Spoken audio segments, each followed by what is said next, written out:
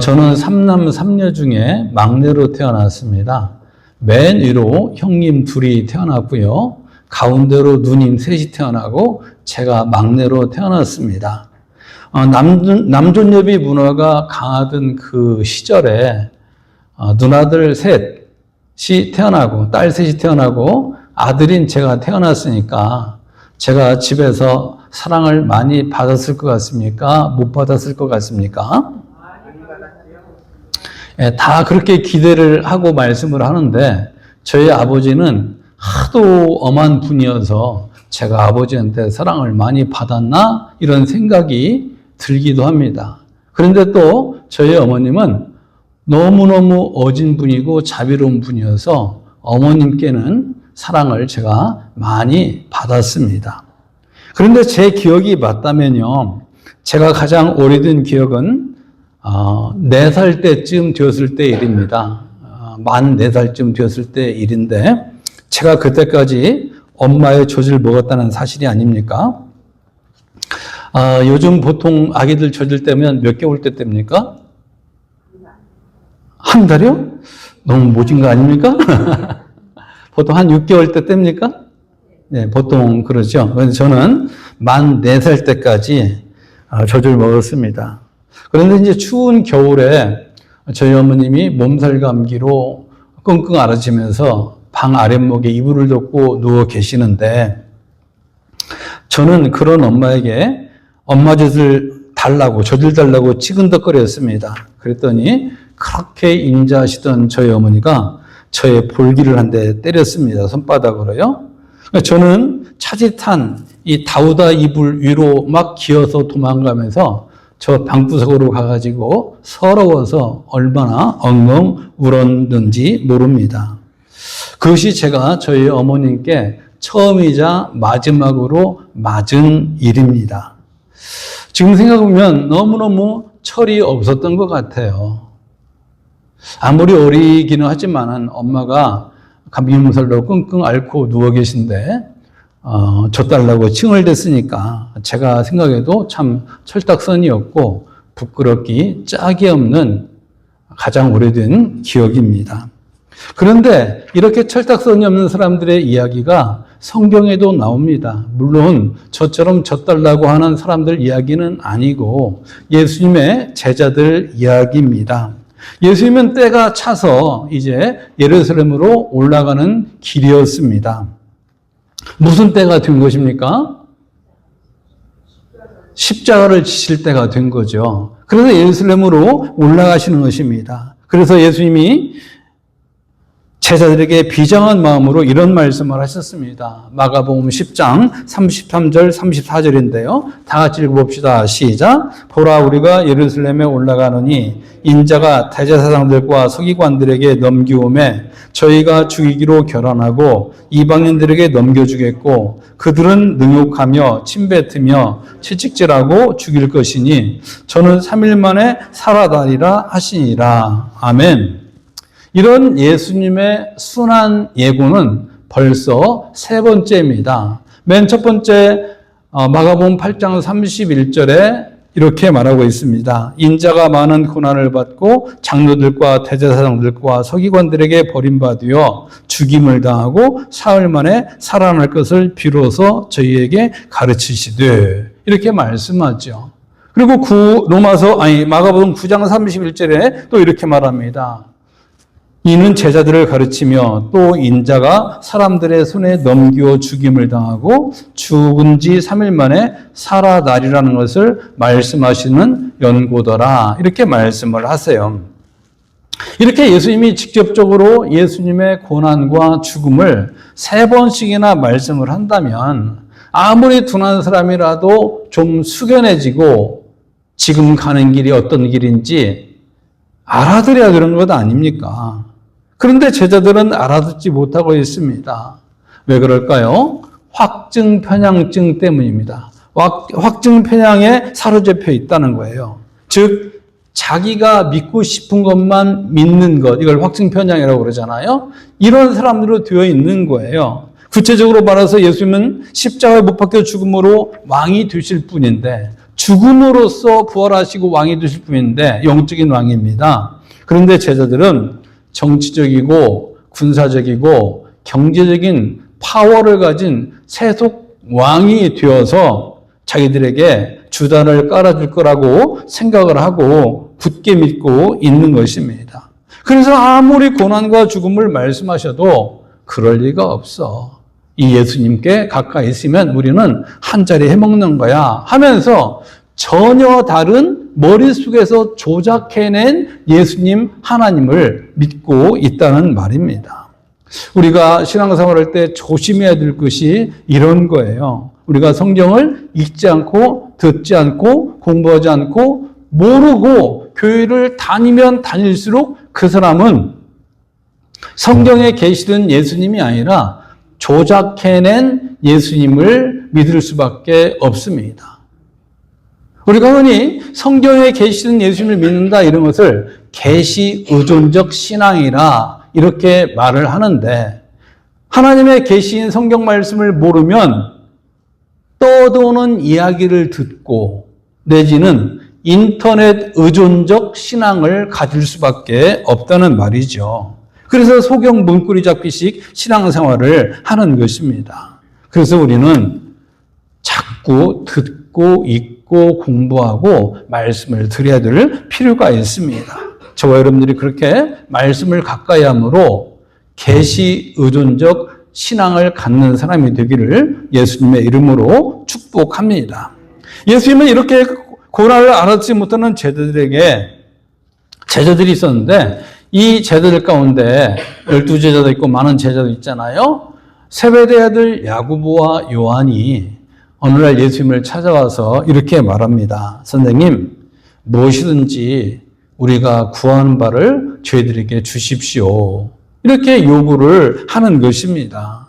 이 마태복음 20장에도 이런 얘기가 나오는데 마태복음 20장에는 야고보와 요한이 아니라 그 두 아들의 어머니인 살로메라는 여인이 예수님께 요청하는 것으로 이야기가 나옵니다. 왜 이런 차이가 납니까? 이것은 틀린 것이 아니라 마태라는 기자는 현장을 보고 어머니의 행동을 유심히 보고 어머니의 행동 중심으로 이야기를 서술한 것이고 오늘 마가를 복음을 기록하고 있는 마가라는 현장 기자는 제자들의 언행을 중심으로 복음서를 기록했기 때문에 이 두 차이가 나타나는 거예요. 그러니까 이런 차이는 틀린 것이 아니라 관점이 다르다는 말입니다. 중요한 것은 어머니나 아들이나 똑같이 함께 예수님께 당신이 힘 있는 왕이 되거든 우리에게 한 자리 주십시오. 이렇게 얘기를 했다는 말입니다. 결국 치맛바람의 원조는 이 살로메라는 여인인 것이죠. 그러자 예수님은 야고보와 요한에게 너희들이 원하는 것이 무엇인데 내가 뭘 너에게 주기를 원하느냐 이렇게 다시 반문을 하시죠. 그때 제자들이 주의 영광 중에서 그러니까 이제 당신이 왕이 되고 대통령이 되고 군주가 되고 파워 있는 사람이 되거든 우리를 하나는 주의 우편에 앉게 해주시고 하나는 주의 좌편에 앉게 해주십시오. 이렇게 요청을 했습니다. 높은 자리 하나 달라는 이런 말인 것이죠. 예수님은 채찍질을 당하고 십자가에 못 박혀 죽을 것이라고 누누이 말씀하시고 오늘 말씀 이야기하기 바로 직전에도 그 말씀을 하셨건만 그들은 전혀 자기들의 정치적 야망을 성취할 기회로 탐하고 있는 것입니다. 몸살과 감기로 끙끙 앓고 있는 엄마에게 젖달라고 찡을 대는 4살짜리 최종욱과 뭐가 다르냐는 말입니다. 이것이 바로 제자들의 인격적, 영적인 수준이었습니다. 얼마나 성숙지 못한 행동인지 모릅니다. 아마 이들은 자기들이 그래도 우리는 그럴 만한 자격이 있습니다 라고 생각을 했을 수도 있습니다. 왜냐하면 우리는 지금까지 우리의 모든 전토를 버리고 배를 버리고 직업을 버리고 예수님을 3년 동안이나 따라다닌 제자들 가운데 12제자가 아닙니까? 그리고 이 야고보와 요한은 베드로와 함께 12제자 가운데서도 빅3에 속하는 사람들이잖아요. 그래서 항상 베드로와 야고보, 요한이라는 이름이 같이 묻어서 나오잖아요, 성경에. 이들은 12제자 가운데도 핵심이었다는 말입니다. 그러니 예수님, 그래도 우리가 한 자리 가져야 되는 건 너무 당연한 것 아닙니까? 이런 생각을 했다는 말이죠.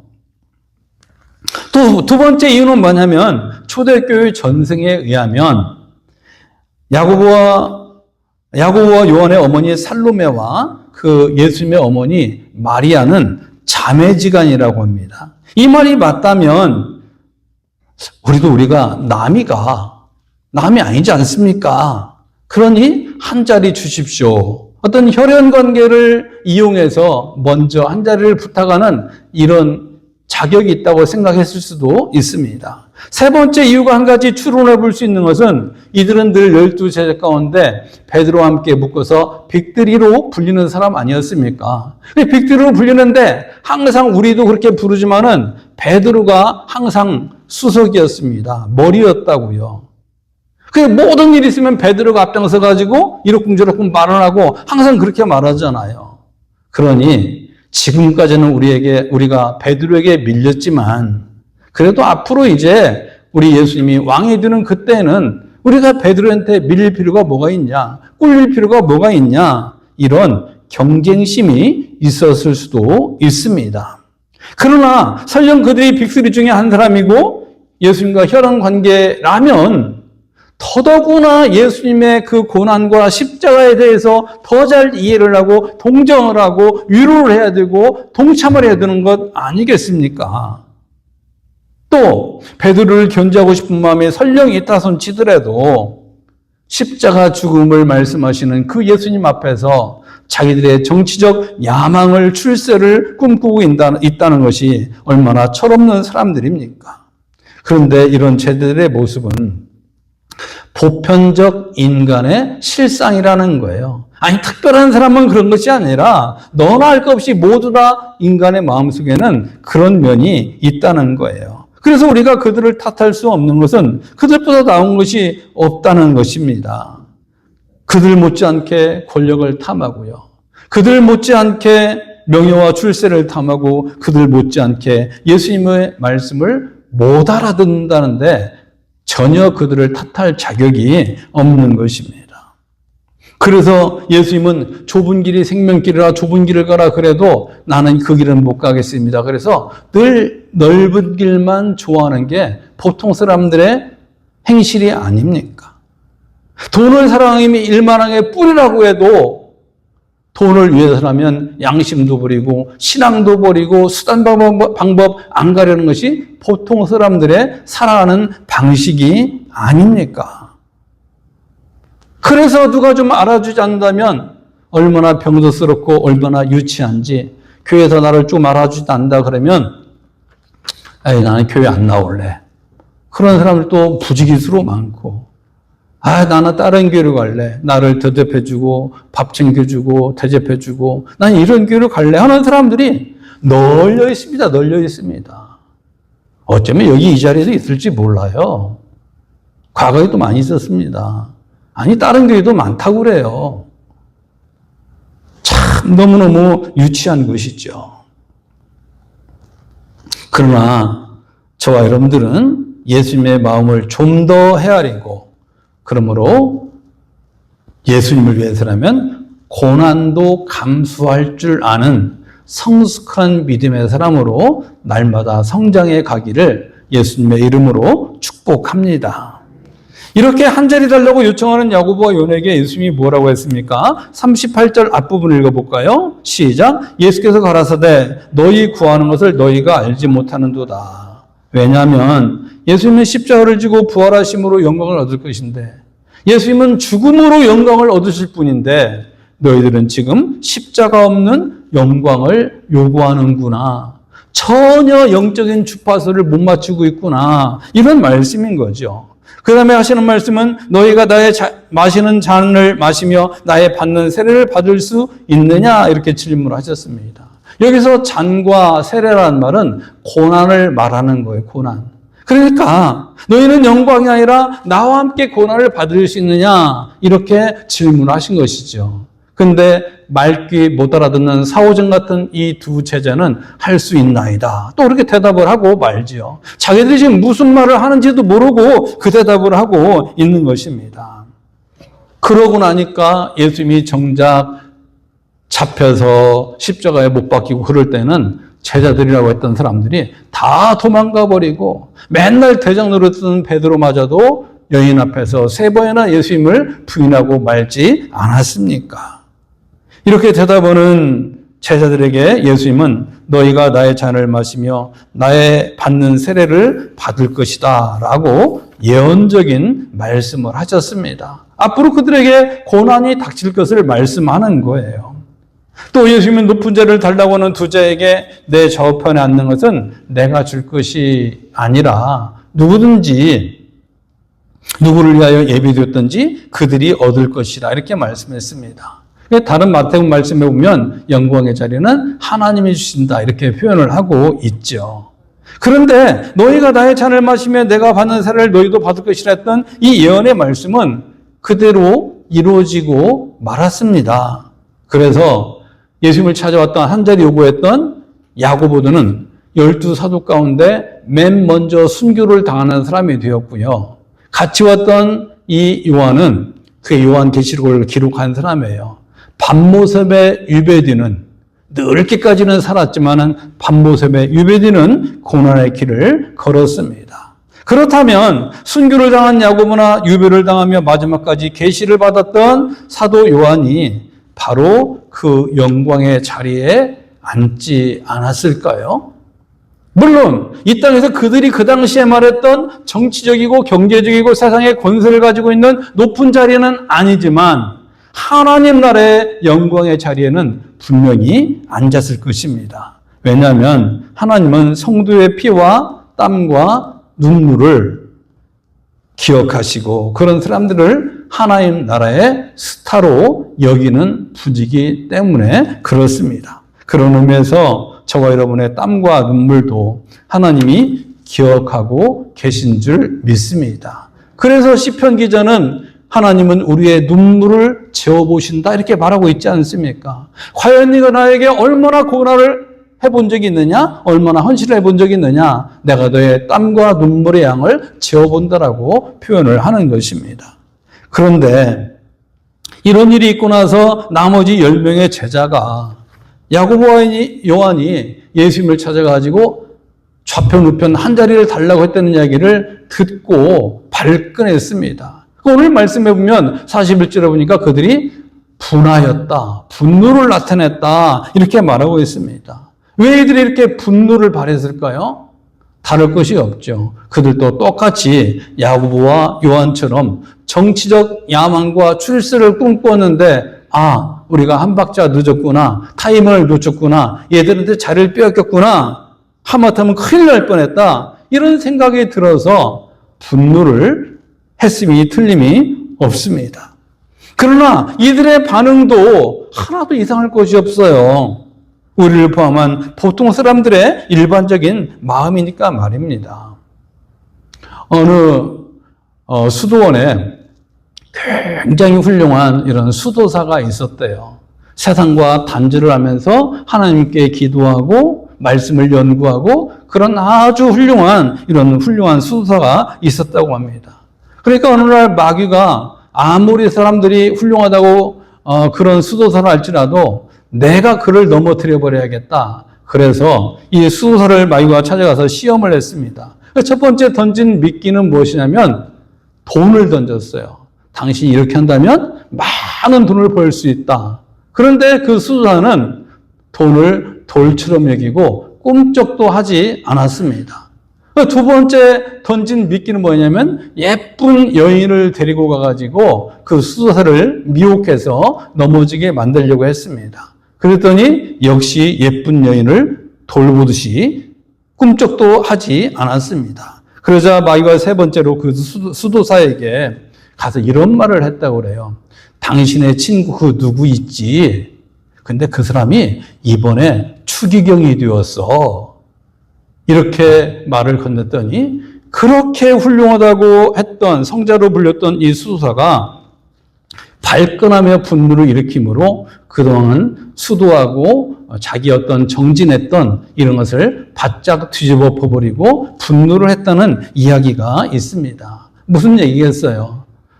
경쟁욕, 명예욕, 이걸 자극하니까 너무도 못한 네 친구는 지금 벌써 추계경이 됐는데 너는 지금 뭐하고 있는 거냐 그랬더니 뚜껑이 열려버렸다는 말입니다. 이처럼 사람마다 약한 고리가 있습니다. 어떤 사람은 돈에 약해요. 돈이라면 어지간히 또 쥐어짜고 인색하고 배불 줄 모르고 돈이라면 양심도 버리고 이런 사람이 있습니다. 어떤 사람은 명예라는 것이 그렇게 약해요. 한 자리 주는 자리 무슨 조직을 해가지고 무슨 자리 하나 준다고 그러면 기회를 쓰고 가가지고 뭐 한 자리 얻어야 속이 차는 사람, 이런 사람도 있습니다. 또 어떤 사람은 자식에게 약해요. 자식이 우상이에요. 자식이라고 하면 뭐 하나님도 없고 사람도 없고 눈깜땡깜 해버리는 이런 사람도 있습니다. 어떤 사람은 이성에 약합니다. 자기 주변에 남자가 없고 여자가 없으면 그냥 죽는 줄 알고 평생 달고 다녀야 되는 것처럼 생각하는 사람도 있습니다. 그렇다면 사랑하는 성도 여러분, 여러분들은 어느 부분에 약합니까? 사람은 누구나 약한 고리가 있습니다. 마귀는 집요하게 그 부분을 파고드는 거예요. 그런 의미에서 저와 여러분들이 정신 바싹 차리고 깨어 있으므로 마귀에게 농락당하지 않기를 바랍니다. 제자들은 온전히 명예심, 출세, 성공 이것에 사로잡혀서 지금 예수님의 그 구원의 길에 동참하지 못하고 엉뚱 소리를 하고 있는 것입니다.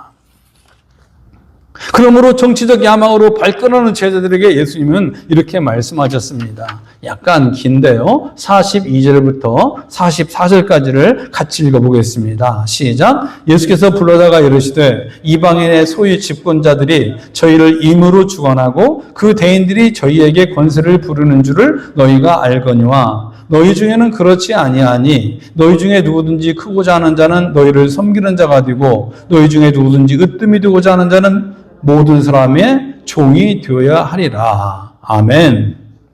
이방인의 통치자가 백성들 위해서 군림하고 고관들이 권세를 부리는 것은 세상의 풍속이고 하나도 이상할 것이 없지만 아니다. 너희들은 달라야 된다. 이렇게 말씀하신 것입니다. 오히려 너희들은 누구든지 큰 사람이 되고 싶다면 섬기는 사람이 되고 너희들 가운데 누구든지 으뜸의 최고가 되고자 하는 사람이 있다면 모든 사람이 종이 되어야 된다. 이렇게 말씀하신 거예요. 이것은 세상의 풍습, 그 당시 사람들의 상식과는 너무나 다른 것이어서 그들의 상식, 어떤 사고, 인생관을 완전히 뒤집어 엎는 파격적인 가르침이었습니다. 그런데 이것이 바로 하나님 나라의 질서라는 거예요. 그러면서 예수님이 바로 이것을 몸소 보여주신 것이 우리 예수님이세요. 그래서 45절을 같이 또 한번 읽어봅시다. 시작. 인자에 온 것은 섬김을 받으려 함이 아니라 도리어 섬기려 하고 자기 목숨을 많은 사람의 대속물로 주려 함이니라. 예수님이 이 땅에 오신 목적이 섬김을 위해서 왔다는 거예요. 굴림을 위해서 온 것이 아니라는 거예요. 지배를 위해서 온 것이 아니라는 거예요. 출세를 위해서 온 것이 아니라는 거예요. 섬기기 위해서 왔다는 거예요. 그래서 십자가에서 자기 목숨을 내놓고 죄인을 섬겼다는 것 아닙니까? 그 죄인 가운데 저와 여러분이 들어있는 거예요. 예수님이 오신 목적이 이렇게 다릅니다. 십자가의 시까지 섬기셨습니다. 그런데 저와 여러분들은 세상의 관습에 길들어 있습니까? 아니면 하나님 나라의 질서에 길들어 있습니까? 그런데 우리는 뭐 어차피 이 세상에 태어나서 거의 대부분의 시간을 세상에서 먹고 살기 위해서 열심히 뛰는 사람들 아닙니까? 그러니까 세상의 어떤 가치관, 인생관, 세계관, 질서 이런 것들이 저절로 교육되고 또 학교를 공부를 뭐 초등학교 유치원 때부터 쭉 다닌 것이 신학교를 다닌 게 아니잖아요. 그러니까 우리가 세상의 어떤 풍습에 관습에 길들여 있는 것은 어쩌면 너무나 당연하다는 거예요. 그래서 신앙생활은 세상의 풍습 관습에서 다시 하나님 나라의 질서로 들어오는 여정입니다. 그러니까 쉬울 리는 없다는 말이죠. 그래서 우리는 훈련이 필요하고 교육이 필요하고 연습이 필요한 거예요. 그래서 하나님이 우리를 1대1로 만나 주실 수 있지만 그게 아니라 함께 모여서 서로 부대끼고 서로 윈윈하고 서로 영향을 주고받으라고 교회라는 공동체를 이 땅에 세워주셨고, 여럿이 모여있으면 함께 올리기가 힘드니까 소그룹으로 모여서 서로 주거니 받거니 마음을 열고 영향을 주고받으라고, 그래서 섬김의 사람으로 바뀌어가라고 훈련들하고 목장을 주신 것입니다. 그런데 교회나 목장에서조차 섬김을 하지 못한다면 그런 사람이 어떻게 섬김의 체질로 바뀔 수가 있겠습니까? 그래서 만약에 교회에서도 목장에서도 섬기지 못하는 사람이라면, 그런 사람이 천국에 만약에 간다면 아마 천국에 가서도 잘 적응이 안 돼가지고 좀 두드러기 같은 거 막 이런 게 나을 것 같아요. 왜냐하면 천국에는 온통 섬기는 사람들로 분명히 가득 차 있을 텐데 뭔가 그동안에 내 체질에 맞지 않는 이런 삶이 너무나 몸에 배어서, 물론 완전히 변화되어 갈 테니까 그런 일이 있기 하겠습니까마는 그만큼 이 땅에서 체질이 안 변한다면 그렇다는 것입니다. 제가 AI한테, 챗GPT한테 살 안 찌는 체질로 바꾸는 법을 좀 알려줘봐 이렇게 물어봤습니다. 그랬더니 이런 대답이 나왔습니다. 규칙적인 고강도 운동, 가로 열고 특히 하체 운동. 두 번째, 충분한 수면. 세 번째, 건강한 식단, 가로 열고 단백질 섭취, 설탕 및 정제 탄수화물 제한. 그 다음에 스트레스 관리, 그리고 장내, 장입니다. 환경 개선 등의 생활 습관을 꾸준히 실천해야 됩니다. 이런 대답을 나왔어요. 그러고 보니까 AI나 저나 알고 있는 상식은 별로 다를 것은 없는 것 같은데 어쨌든 그래야 된대요. 근데 여러분, 그렇다면 이 세상에서 군림하는 체질로 살아온 우리들이 섬기는 체질로 바꾸려면 어떻게 해야 될까요? 그것은 AI한테 묻지 않고 성경에 물어봤습니다. 성경에서 우리가 가르쳐주는 건 이런 거예요. 나에게도 예수님을 찾아왔던 두 제자들처럼, 그걸 알고 화를 냈던 10명의 제자들처럼 군림하려는 본성이 있다는 것을 내가 먼저 인정하라는 것이죠.